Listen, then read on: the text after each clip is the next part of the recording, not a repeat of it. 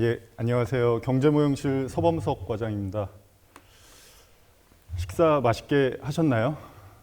예, 금요일에 이렇게 강의 들으러 와주셔서 감사하다는 말씀 먼저 드립니다. 제가 오늘 발표할 내용은 빅데이터 모형을 활용한 경제 전망입니다. 그래서 전반부에 이 빅데이터 모형의 개념에 대해서 좀 교양 강의 수준으로 쉽게 좀 살펴보고요. 그리고 후반부에 한국은행에서 빅데이터 모형을 어떻게 활용하고 있는지, 그리고 빅데이터 모형을 활용해서 어떻게 경제 전망을 할 수 있는지 좀 살펴보도록 하겠습니다. 그래서 기본 개념인데요. 먼저 경제 전망이란 무엇일까요? 이제 미래를 예측하는 일은 뛰어난 경제학자가 와도 쉽지 않겠죠. 그만큼 경제 전망은 굉장히 어려운 일입니다. 이 경제 전망을 한 문단으로 정의를 해보면 다음과 같이 얘기해 볼 수 있는데요. 경제 전망이란 이용 가능한 최대한의 정보를 체계적으로 이용해서 가장 그럴듯한 스토리를 만들어내는 것이라고 얘기를 할 수 있을 것 같습니다. 그래서 경제 전망에는 세 가지 요소가 필요한데요. 무엇일까요? 여기 위에 힌트가 있죠. 데이터와 그 이용 가능한 데이터와 그것을 분석하기 위한 체계, 즉 모형이 필요하고요. 그런 정보와 체계를 바탕으로 스토리를 만들어내는 주관적 판단이 필요합니다. 여기 보시면은 이제 데이터와 주관적 판단은 사실 매우 직관적으로 이해가 됩니다. 전망을 하기 위해서 많은 데이터들을 살펴보고 그걸 바탕으로 이제 경제 판단을 내려야겠죠. 그렇다면 가운데 여기 모형은 왜 필요할까요? 전망을 하는데 모형이 무엇인지 그 내용을 좀 살펴보겠습니다. 그래서 제가 모형이 어떻게 정의되는지 사전을 좀 살펴봤는데요. 사전을 보시면 이렇게 나옵니다. 그 어떤 사물이나 시스템의 대표 또는 그것을 모방하는 거, 아니면 뭐 카피 또는 좋은 이그젬플 뭐 이런 식으로 나오는데요. 한국어로 보면은 객체, 시스템 또는 개념에 대한 구조나 작업을 보여주기 위한 패턴, 계획 또는 설명 뭐 이렇게 나오는데요. 모형이란 즉 어떤 현상을 모방하기 위한 작은 시스템이라고 저희가 생각을 해볼 수 있을 것 같습니다. 그러면 경제 모형은 뭐가 되죠? 경제 모형은 이렇게 정의를 해볼 수 있을 것 같습니다. 경제 분석이나 전망을 목적으로 특정 경제 현상 또는 변수를 모사하기 위한 하나의 알고리즘, 시스템 또는 함수 모두가 바로 경제 모형이라고 할 수 있겠습니다. 수식으로 표현하면 y는 fx로 쓸 수 있는 것들은 모두 모형이라고 할 수 있을 것 같아요.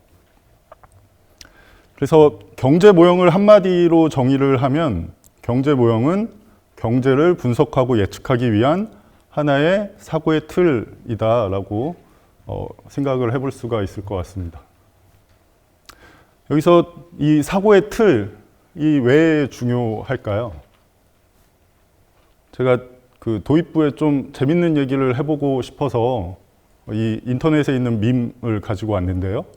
어떤 곳 게시판에 이런 질문이 올라왔습니다. 냉장고에 코끼리를 넣는 방법은 무엇일까요?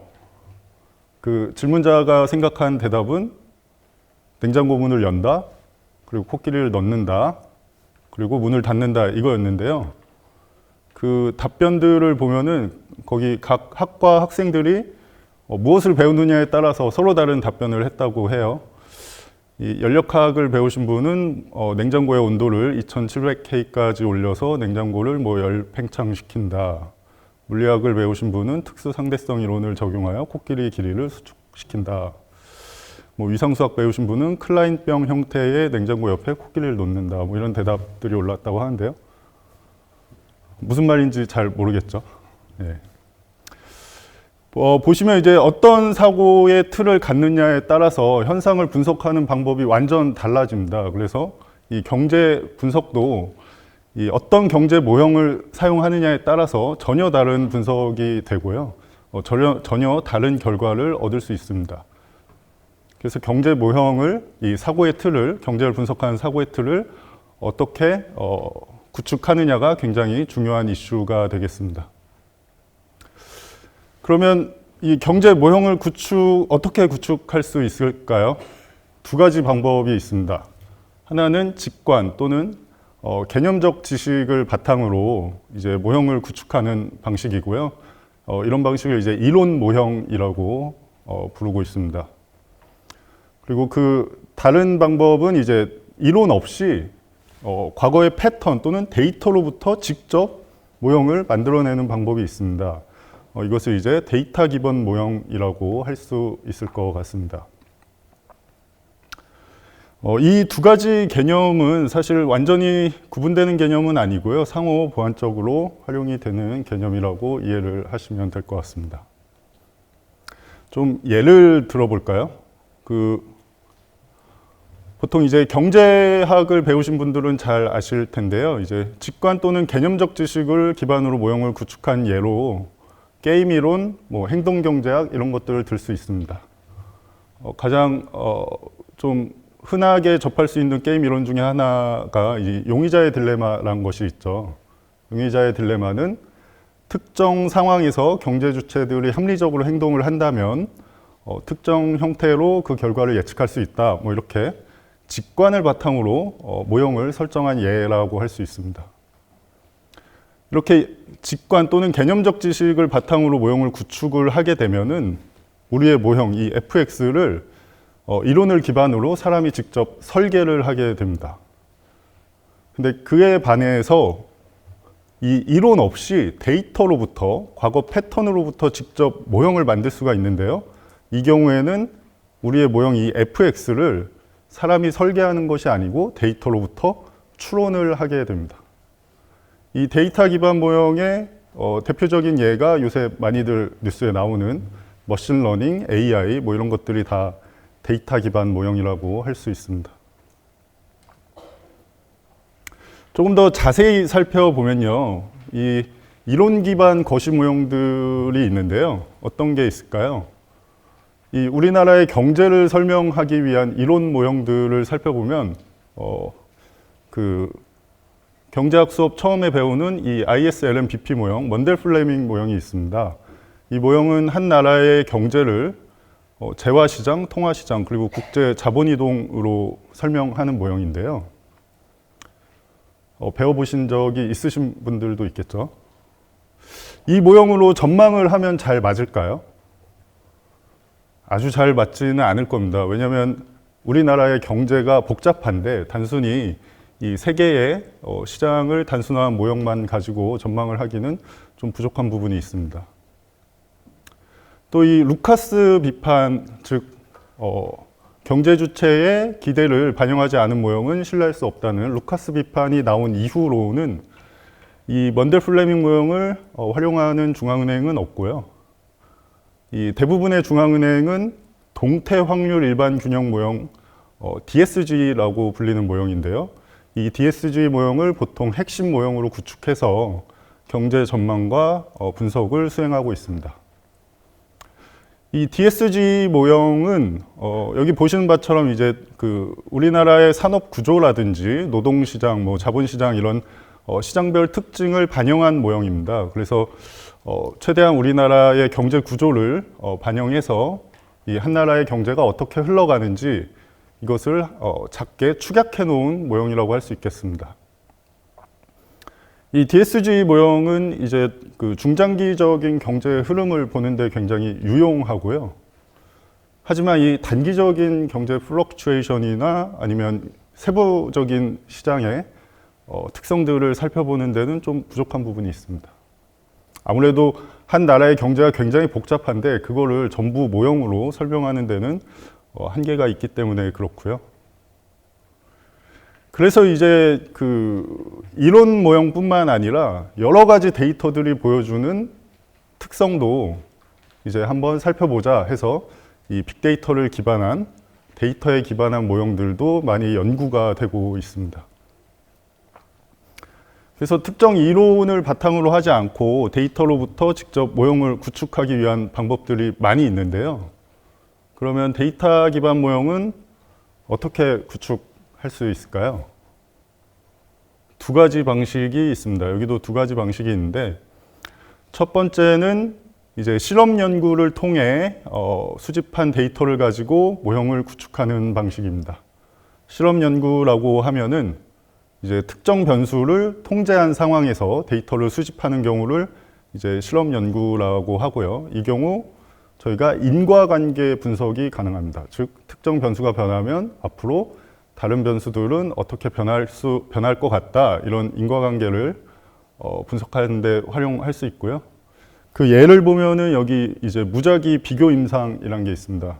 뭐 제약회사에서도 많이 사용하는 그 임상과 같은 거고요. 경제학에서도 활용이 되고 있습니다.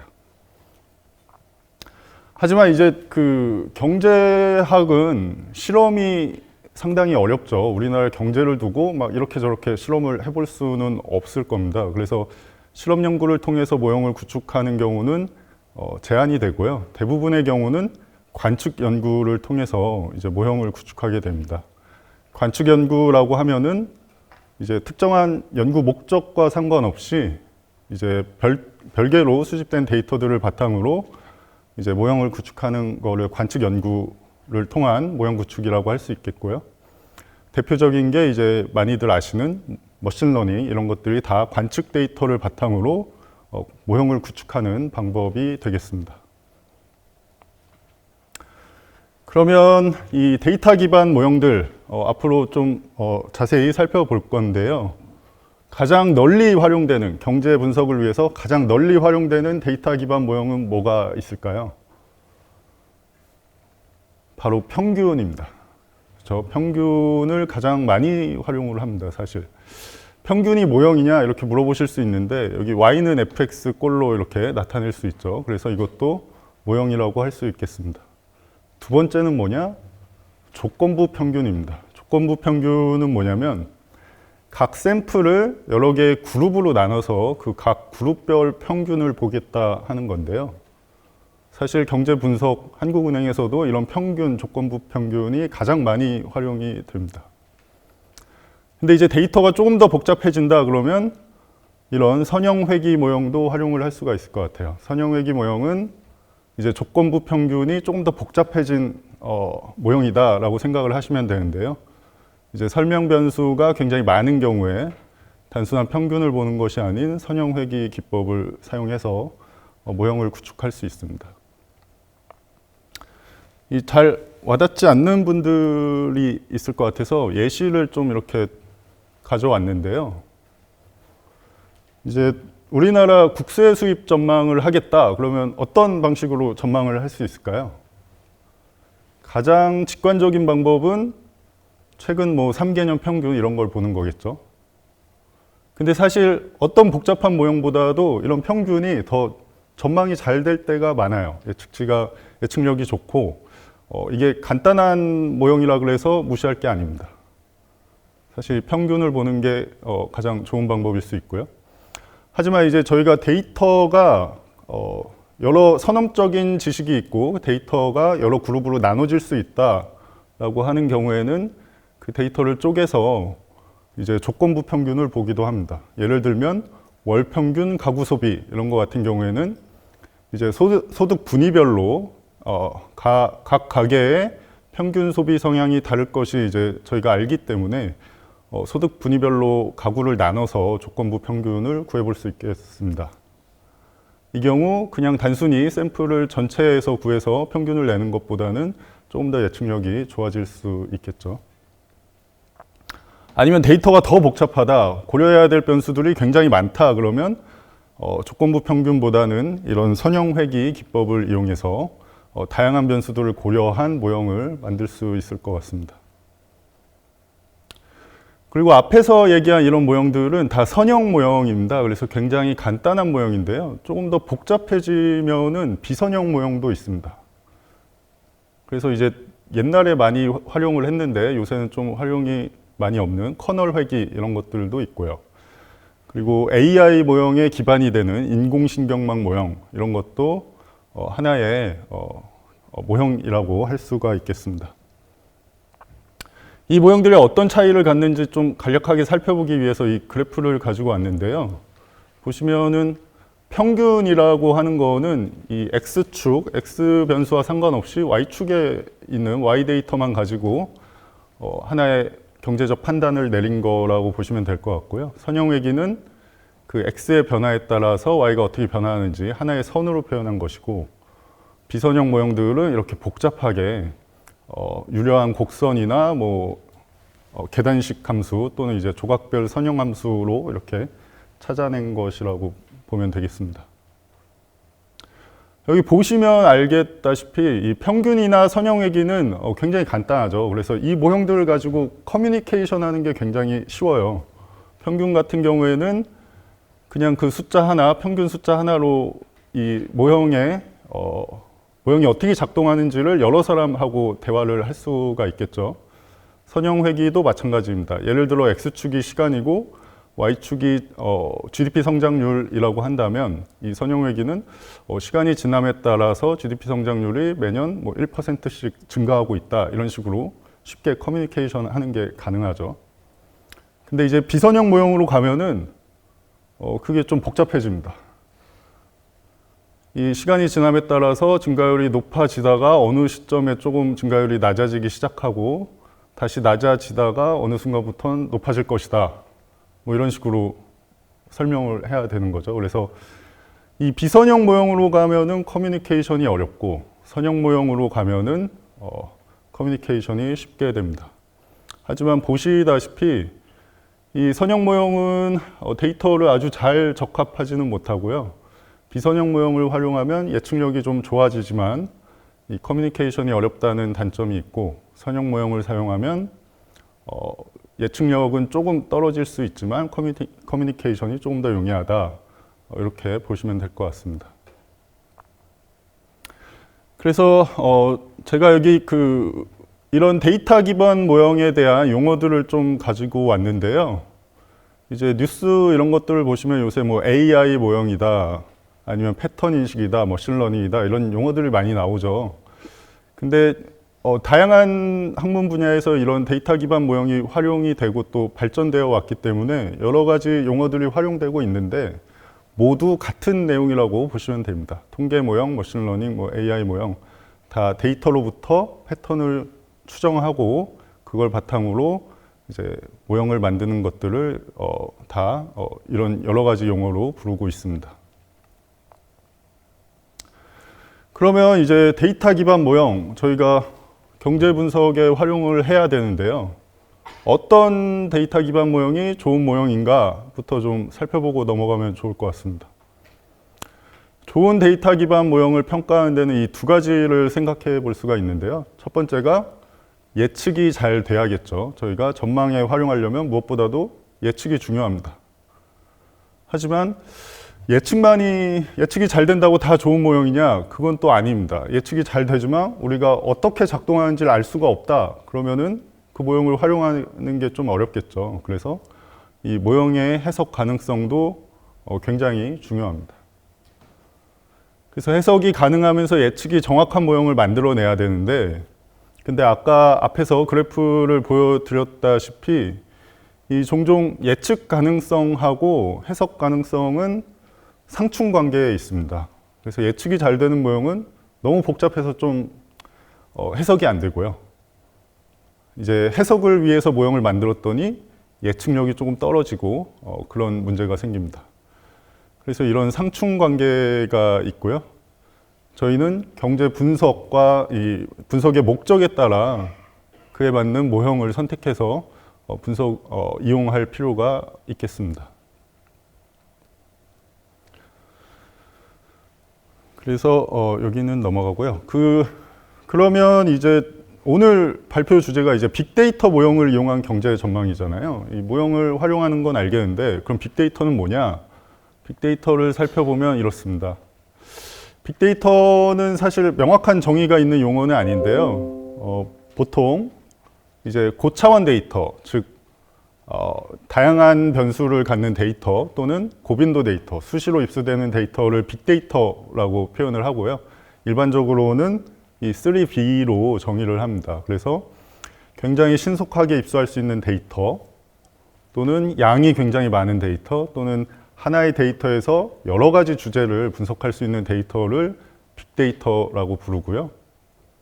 실무적으로는 이제 전통적인 데이터들은 경제 데이터가 대부분 숫자로 나타납니다. 수치 데이터인데 그 수치 데이터, 전통적인 데이터에 상응하는 개념으로 이 텍스트, 이미지, 뭐 음성 이런 과거에 쓰지 못했던 데이터들을 보통 빅데이터라고 부르는 경향이 있습니다. 그래서 이제 경제 전망과 분석 관점에서는 주로 텍스트 데이터라든지 고빈도 데이터, 뭐 매 초마다 입수되는 데이터 또는 다양한 출처의 데이터를 빅데이터라고 부르고 있습니다.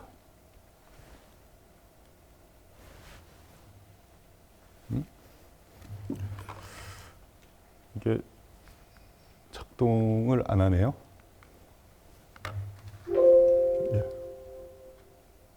예. 그러면 이제 빅데이터와 모형은 무슨 관계인가 좀 살펴볼 필요가 있을 것 같습니다. 이제 그 전망을 위해서는, 경제 분석과 전망을 위해서는 데이터와 모형 모두 다 중요하겠죠. 데이터와 그 데이터를 분석하기 위한 사고의 틀, 둘 다 중요합니다. 이제 정도 높은 모형을 구축하기 위해서는 정도 높은 데이터가 필요하고요. 또 데이터를 체계적으로 분석하기 위해서는 정밀하게 구축된 모형이 필요합니다. 그래서 데이터와 모형이 모두 중요하고요. 또 특정 형태의 데이터들은 특정한 형태, 특정한 구조의 모형을 이용하여 분석해야 적절한 경우가 많습니다. 그래서 경제 전망을 위한 데이터는 또 그 전망을 위한 특정한 모형들이 활용이 되고 있습니다. 그러면 경제 전망을 위한 이 빅데이터, 경제 빅데이터는 어떤 특성을 갖느냐 좀 살펴볼 필요가 있을 것 같습니다.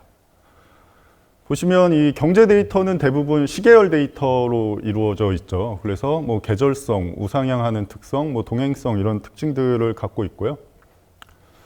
이 경제 데이터는 아까 말씀드린 것처럼 실험이 불가능하다는 특징이 있습니다.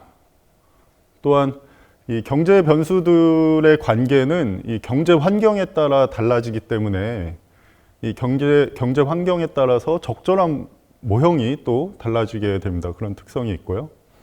또 경제 데이터를 모형을 이용해서 분석할 경우에 커뮤니케이션이 예측 정확성만큼이나 중요하다는 점도 특성으로 살펴볼 수 있을 것 같습니다. 그래서 이 경제 빅데이터는 사실 이제 데이터의 변동들을, 다양한 데이터의 변동을 반영해서 단기 전망하는 데 보다 유용하다고 할 수 있고요. 중장기적인 전망은 경제 이론에 근거해서 사람들이 어떤 행동을 보일 것이다, 이런 산업 구조나 사람들의 행태를 반영한 모형을 주로 활용을 하고, 이 빅데이터는 단기 경제 전망에 주로 활용을 하고 있습니다. 그래서 이제 지금부터는 저희 한국은행에서 이 빅데이터를 활용해서 어떻게 전망에 이용하고 있는지를 좀 말씀드리려고 하는데요.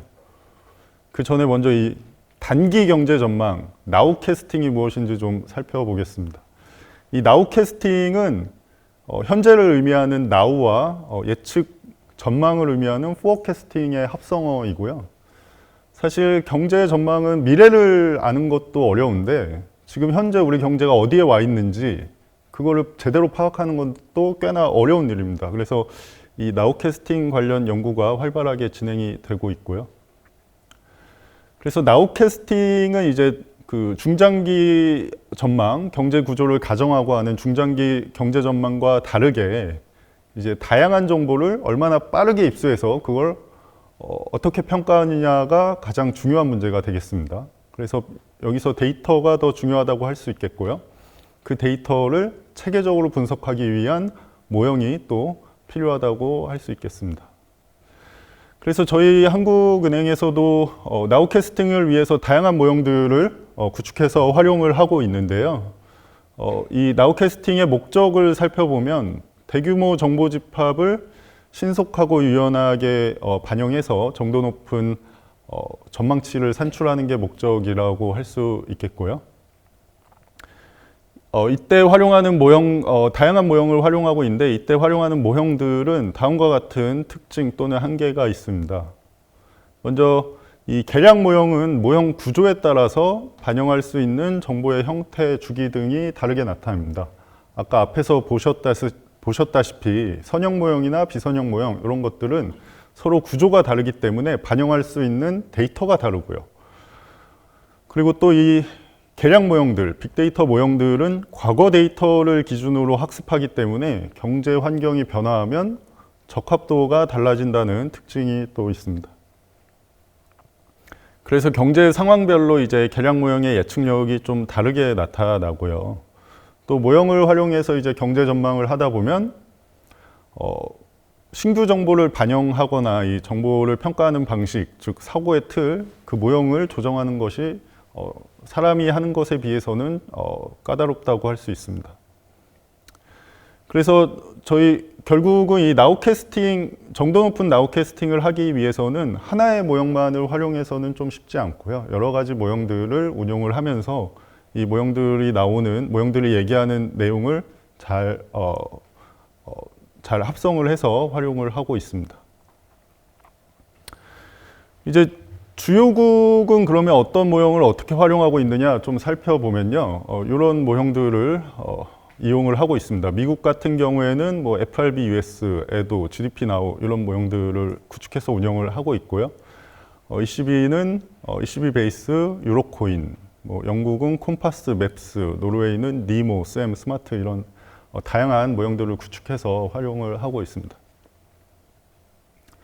여기서 하나 재밌는 얘기를 하고 싶은데요. 이 노르웨이에 이제 니모라는 모형이 있거든요. 노르웨이안 이코노믹 모델 해서 니모인데 이게 아까 말씀드린 그 DSG 모형, 동태 확률 일반 균형 모형입니다.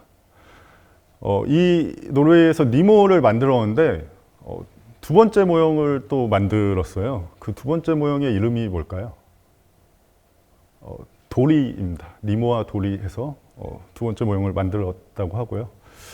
그래서 이 각 중앙은행들은 다양한 모형들을 이렇게 구축을 해서 경제 전망에 활용을 하고 있습니다. 그리고 특히 이 미국 같은 경우 GDP 나우 모형을 프레드 사이트에 실시간으로 공개를 하고 있습니다. 그래서 경제 전망이 어떻게 변화하는지 모형을 통한 전망 결과를 이렇게 공개를 하고 있습니다. 그리고 저희 한국은행은 다음과 같은 모형 시스템을 운용하고 있는데요. 먼저 1년 이내의 단기 모형 같은 경우에는 조금 이따 더 자세히 살펴볼 이 여러 가지의 모형을 합성한 프리즘 나우라는 시스템을 운용을 하고 있고요. 중기 모형은 조금 전에 말씀드린 이 DSG 모형을 핵심 모형으로 해서 경제 전망과 분석을 수행하고 있습니다. 그리고 장기적인 경제 잠재 성장률을 파악하기 위해 또 다양한 모형들을 구축을 해서 활용을 하고 있습니다. 그래서 이 단기 모형, 이 빅데이터를 활용한 모형은 이 단기 전망에 주로 활용이 되고 있고요. 저희는 그 단기 모형을 구축을 해서 이렇게 지금 특정 시점에서 전망 분포가 어떻게 형성이 되어 있는지, 그리고 새로운 데이터가 입수됐을 때 그 분포가 어떻게 달라지는지, 또 그 추이가 어떠한 방향으로 움직이는지 이런 것들을 저희가 수시로 파악을 해서 분석을 하고 있습니다. 그래서 저희가 여러 가지 모형들을 여기 운용을 하고 있는데 오늘 몇 개 좀 특징적인 모형들을 소개시켜 드리려고 합니다. 먼저 텍스트를 이용한 모형이 있는데요.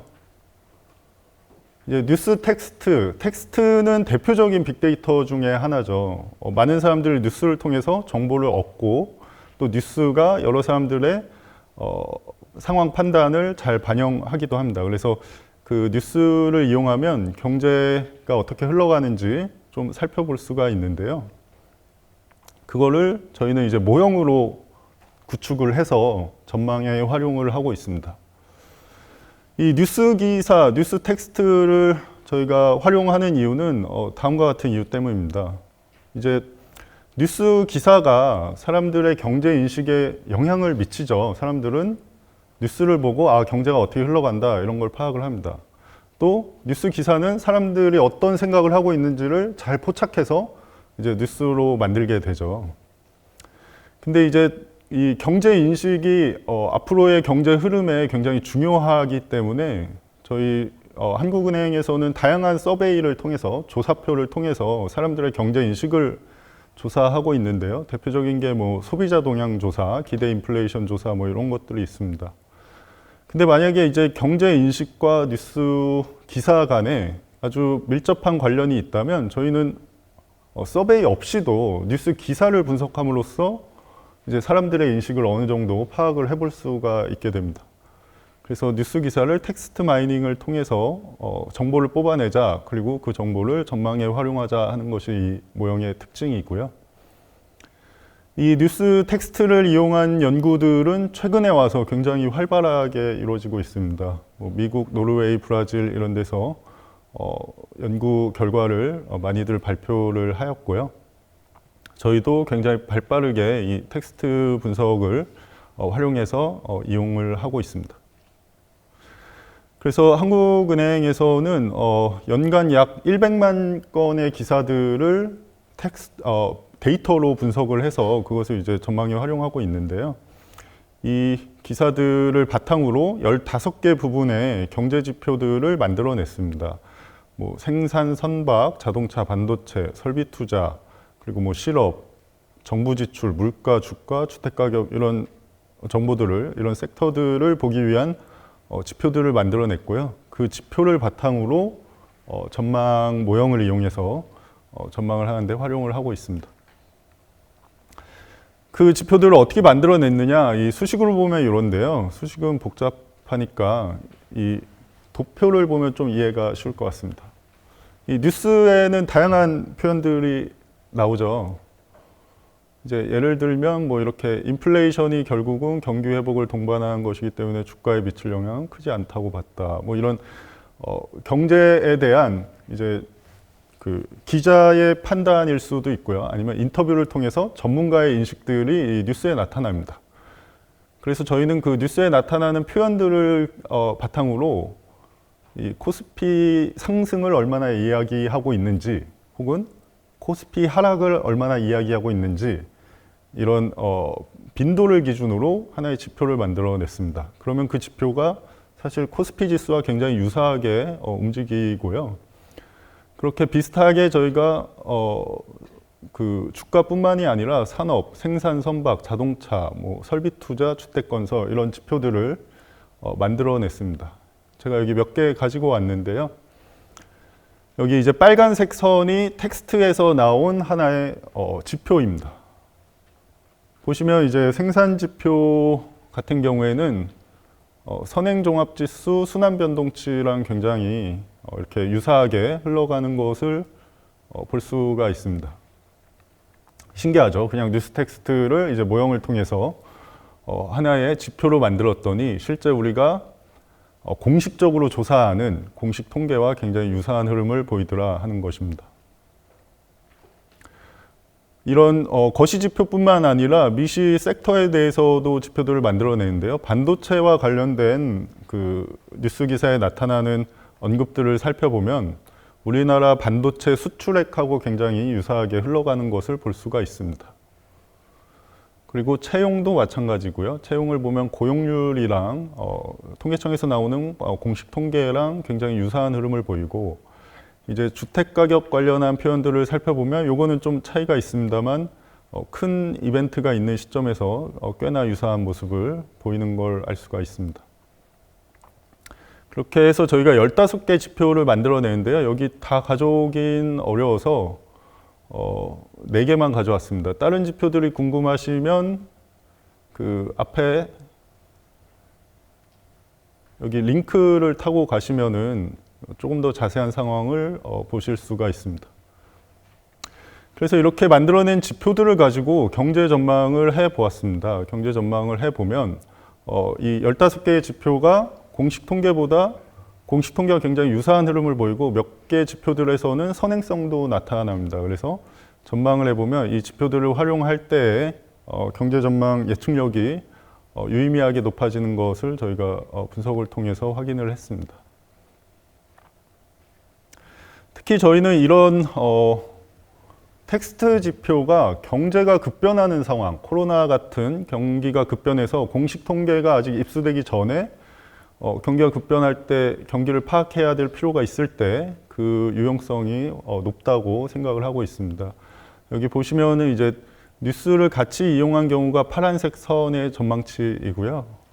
주황색 선은 뉴스 데이터 없이 공식 통계만 이용한 전망치인데요. 이 코로나 당시에 뉴스 데이터를 이용하면 조금 더 예측력이 높아지는 것을 저희가 확인을 할 수가 있습니다.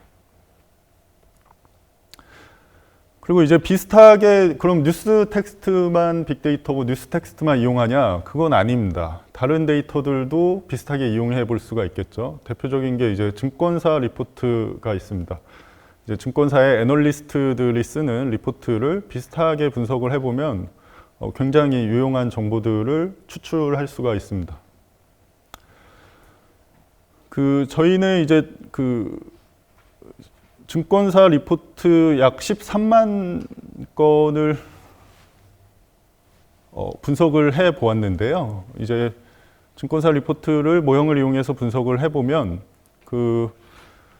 증권사 리포트에 나타나는 경기 업황을 지표로 만들어 살펴보면 이 코스피 지수와 굉장히 유사하게 흘러가는 것을 볼 수가 있습니다. 이 왼쪽 아래 그래프 있고요. 근데 또 이제 증권사 애널리스트들은 이제 기업별로 이 애널리스트 보고서를 작성을 하잖아요. 그래서 기업별, 산업별로 나눠서 살펴보면 특정 경제 이슈가 산업별로 어떤 영향을 미치는지 그것에 대해서 이제 애널리스트들이 어떤 평균적인 생각을 가지고 있는지 그런 것도 파악을 해볼 수가 있습니다. 그래서 이제 두 번째 그래프를 보시면 이 러우 전쟁에 관련된 그 표현들을 살펴보면 이제 산업별로 러우 전쟁이 미치는 영향이 얼마나 다르게 나타나는지 대략적으로 저희가 수치화해서 살펴볼 수가 있습니다.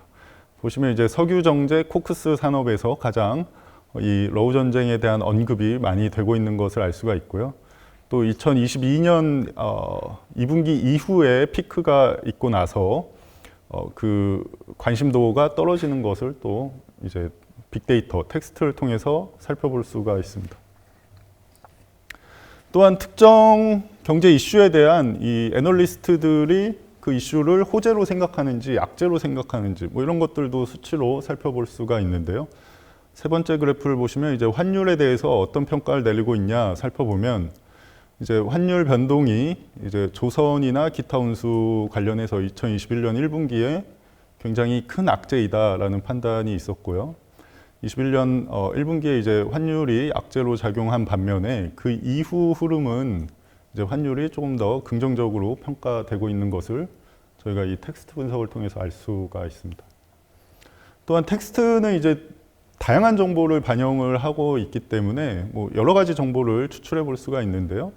이제 산업 간에 얼마나 비슷한 용어들이 많이 활용이 되고 있느냐를 바탕으로 이제 산업이 얼마나 비슷한 흐름을 갖는지 경기 변동에 대해서 산업 간의 유사성이 어떻게 되는지 뭐 이런 것들도 이제 텍스트를 통해서 살펴볼 수가 있습니다.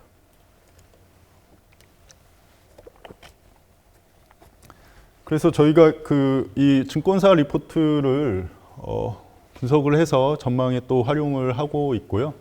이 텍스트를 분석을 하면은 각 시점별로 그 산업의 이슈가 무엇인지도 쉽게 파악이 가능합니다. 이제 사고의 틀, 경제 모형을 통해서 이 텍스트를 분석해 보면 이런 이제 어떤 산업에서 어떤 이슈들이 일어나고 있다를 굉장히 빠르고 신속하게 살펴볼 수가 있고요. 또 그런 기업들을 지역별로 나눠서 살펴보면 이제 지역별로도 산업 업황이 어떻게 달라지고 있는지도 파악이 가능합니다. 모두 동일한 데이터에서 이제 파악할 수 있는 것들이고요. 그래서 이렇게 저희가 그 증권사 리포트도 전망에 활용을 하고 있습니다. 그리고 이제 세 번째 모형은 저희가 작년에 구축을 해서 현재 운용하고 있는 모형인데요. 아까 말씀드린 것처럼 경제 전망은 이 경제 환경에 따라서 데이터 간의 연관도가 많이 달라지고 그에 따라서 그 모형의 적합도도 달라집니다. 그래서 하나의 모형만으로는 정밀한 경제 예측을 하기가 어렵고 그래서 여러 가지 모형을 합성해서 조금 더 정도 높은 전망치를 산출하자 하는 개념에서 이 모형 합성 시스템 프리즘 나우를 개발해서 운용을 하고 있습니다. 이 보시면은 프리즘 나우의 기본 개념은 여러 가지 모형들, 여러 가지 데이터를 이제 서로 다른 사고의 틀로 분석을 해서 그것을 이제 프리즘이 빛을 분해해서 무지개를 만들어내는 것처럼 이 프리즘이라는 모형을 통해서 중심 전망치와 그 전망의 리스크를 같이 분석하고자 이 모형을 운용을 하고 있습니다. 이게 이렇게 생각을 해볼 수 있을 것 같은데요. 사람마다 서로 다른 데이터를 보고 경제 전망을 하잖아요. 그것처럼 이제 모형도 서로 다른 데이터를 받아들여서 서로 다른 판단을 내리게 됩니다. 그러면 그 모형 간의 판단이 다를 때 어떻게 우리가 그 전망치를 산출할 수 있을까? 그런 관점에서 그 모형 서로 다른 전망 판단을 합성하기 위한 방법으로 이 프리즘 나우를 운용을 하고 있습니다. 그래서 이 프리즘 나우는 여러 개의 빅데이터 모형들, 전망 모형들을 합성한 모형인데요. 저희가 다음과 같은 모형들을 반영을 하고 있습니다. 일반적으로 경제학 분석에 많이 활용되는 전통적인 모형들도 반영을 하고 있고요. 또 아까 말씀드린 텍스트를 반영한 빅데이터 모형 또는 뭐 고빈도, 혼합주기를 활용하는 다양한 모형들을 구축해서 저희가 반영을 하고 있습니다. 또 최근에 이제 AI라든지 머신러닝 모형 이런 것들이 많이 여러 분야에서 활용이 되고 있는데요.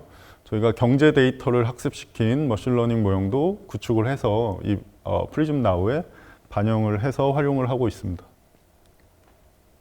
그래서 그 모형들을 자세히 보시면 이 경제학이나 통계학을 배우신 분들은 잘 아시는 아리마 모형, 이런 간단한 모형도 저희가 반영을 하고 있고요. 아니면 VAR 이런 모형도 반영을 하고 있습니다. 또 이제 각국 중앙은행에서 주로 나우캐스팅에 많이 활용하고 있는 브릿지 이큐에이션 모델, 교량방정식 모델이라고 하는 건데요. 이런 모형도 저희가 반영을 하고 있고요. 아까 앞서 말씀드린 이 텍스트를 반영한 빅데이터 모형, 아니면 30개 또는 90여 개의 서로 다른 경제 지표를 바탕으로 구축한 다이나믹 팩터 모델, 라지 베이잠바 이런 모형들을 구축을 해서 같이 운용을 하고 있습니다. 그리고 또 머신러닝 모형으로 이제 아까 앞에서 말씀드렸던 비선형 모형, 인공신경망 모형 이런 것들이 있죠. 그런 것도 저희가 직접 구축을 해서 이 모형에 반영을 하고 있습니다. 그래서 총 변수를 따져보면 뭐 텍스트까지 다 해서 한 200여 개의 경제 지표들을 저희가 모형에 반영을 하고 있고요. 이 200여 개의 경제 지표를 서로 다른 방식으로, 서로 다른 사고의 틀로 분석을 해서 전망을 합니다. 그리고 그 나온 전망치들을 하나의 정보로 합성을 하고 있습니다. 그 모형별 전망치 예측력을 좀 살펴봤는데요. 보시면은 요새 뭐 AI 이런 거에 관심이 많죠. 그 예측력이 어떻게 나타났을 것 같나요? 사실 그 저희가 데이터가 대부분 입수되는 경우에는 굉장히 복잡한 모형이 그렇게 필요가 없습니다. 간단한 모형, 그냥 선형 모형, 아리마 모형 이런 모형들의 예측력이 더 좋게 나타났고요. 다만 이제 데이터가 입수가 되지 않는 당분기가 아니라 미래, 익분기 혹은 그 다음 분기 같은 경우에는 이제 간단한 모형보다는 조금 더 복잡한 모형들이 예측력이 좋게 나타났습니다. 이거는 이제 데이터에 이제 정보가 충분하지 않기 때문에 그 변수들을 서로 다른 방식으로 조합해서 활용하는 이 머신러닝 방법들이 유용성을 나타낸 것이라고 할 수 있겠습니다.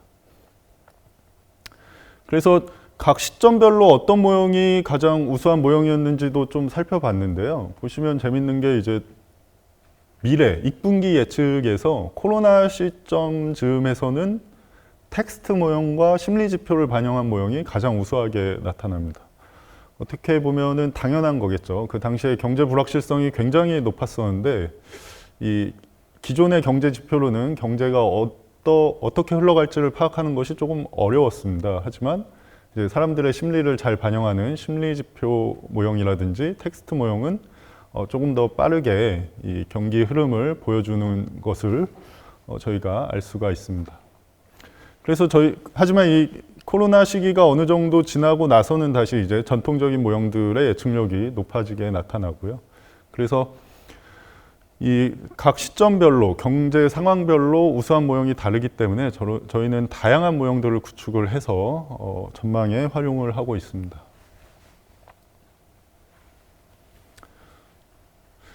그리고 이러한 전망치들을 합성을 해서 이제 중심 전망치와 그 전망의 분포 리스크를 저희가 파악을 하고 있습니다. 이제 예를 들면 이렇게 2019년도 1분기의 전망 분포인데요. 이제 2018년 말에 19년도 1분기 전망 분포를 봤을 때는 0.5 이상으로 이제 꽤나 전망치가 높았었는데요. 데이터가 계속 입수가 되면서 이 전망 분포가 아래로 하락하는 것을 볼 수가 있습니다. 그래서 각 시점별로 저희가 이제 데이터를 새로 입수할 때마다 전망 분포가 어떻게 변화하는지를 파악해서 활용을 하고 있습니다. 이거는 이제 과거 시계열을 한번 그려본 건데요. 보시면 이제 위에는 당분기, 그러니까 데이터가 입수되는 시점에서의 그 당해 분기를 예측해 본 거고요. 아래 그림은 익분기, 그러니까 데이터 입수되는 시점에 그 다음 분기를 예측해 본 겁니다. 보시면 이렇게 나타나듯이 그 분포의 범위가 이제 익분기에 더 넓게 나타나는 걸 알 수가 있죠. 즉 이제 미래 예측이 불확실성이 더 높다는 거에 아주 당연한 얘기지만 이렇게 수치로 그래프로 저희가 직접 확인을 할 수가 있습니다. 그래서 이제 모형을 합성하는 기법도 중요합니다. 그래서 저희가 여러 가지 모형 합성 기법들을 고려해서 이 프리즘 나우를 구축을 하였는데요. 이 모형을 합성하는 방법에 따라서도 예측력이 조금 다르게 나타납니다. 그래서 저희가 이런 모형 합성 기법을 활용을 하고 있고요. 이것을 이제 저희 당행에서 어떻게 이용하고 있냐 하면은 이러한 정보들을 보통 제공을 하고 있습니다. 먼저 전망 분포가 각 시점에 어떻게 달라지는지, 그리고 그게 시계열로 봤을 때는 오른쪽 위에 그래프입니다. 시계열로 봤을 때는 각 시점에 새로운 데이터들이 입수될 때마다 이제 분포가 이제 어떻게 달라지고 그 중심 전망치는 어떤 흐름을 가지고 움직이는지 이런 것들을 수시로 파악해서 데이터가 공식 통계 지표가 발표되기 이전에도 파악할 수 있도록 운용을 하고 있고요. 또 이제 왼쪽 아래 그래프 보시면은 각 모형별로 각 이제 서로 다른 사고의 틀로 데이터를 분석해 보면은 전망치들이 어떻게 달라진다 이런 것들도 저희가 분석해서 파악을 하고 있습니다. 그래서 오른쪽 아래 보시면은 향후 경제 전망 흐름은 어떤 식으로 흘러갈 것이다 이런 것들을 저희가 그래프로 이렇게 분석을 하고 있습니다. 그래서 이 프리즘 나우를 운용하는 예시를 좀 살펴보면요. 다음과 같은 것들이 있습니다. 이제 2019년 1분기 앞에서 보여드렸던 그래프인데요. 2019년 1분기에 보시면은 당시에 내수 여건은 굉장히 양호했습니다. 근데 수출이 예상보다 저조하게 나타나면서 5분기 만에 처음으로 마이너스 성장을 하였습니다. 당시에 이제 수출이 그렇게 나쁘지 않을 것이라고 예상을 했었는데 이제 실제로 데이터가 나타난 것을 보니까 수출이 예상보다 저조했고요. 이것을 그래프로 이렇게 보시면 2018년 말에는 전망 분포가 상당히 위쪽에서 형성이 되어 있다가 데이터가 입수가 되면서 분포가 하락하는 모습, 그리고 하방으로 이제 하방 리스크가 더욱 확대되는 모습을 이렇게 보실 수가 있습니다. 이런 것들을 이제 수시로 데이터로 확인할 수 있다는 게 이 빅데이터 모형을 활용한 하나의 이점이라고 할 수 있고요.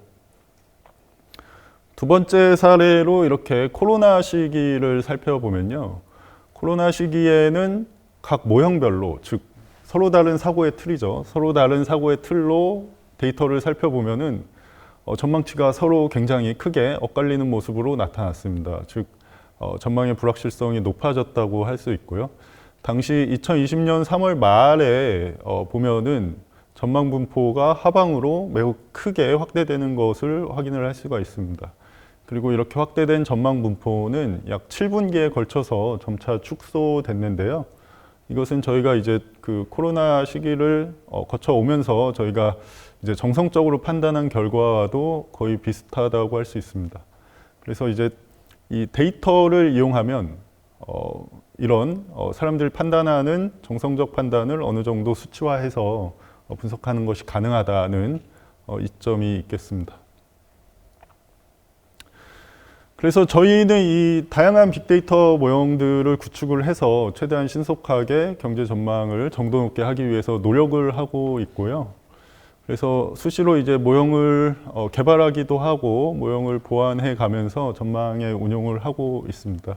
또한 이런 빅데이터 모형을 이용을 하면은 사람들이 모두 직접 하나하나 데이터를 보고 판단하는 것보다 조금 더 신속하게 자동화 시스템을 통해서 이 전망치를 산출해 볼 수 있다는 점에서 업무 효율도 조금 높아지는 부분이 있습니다.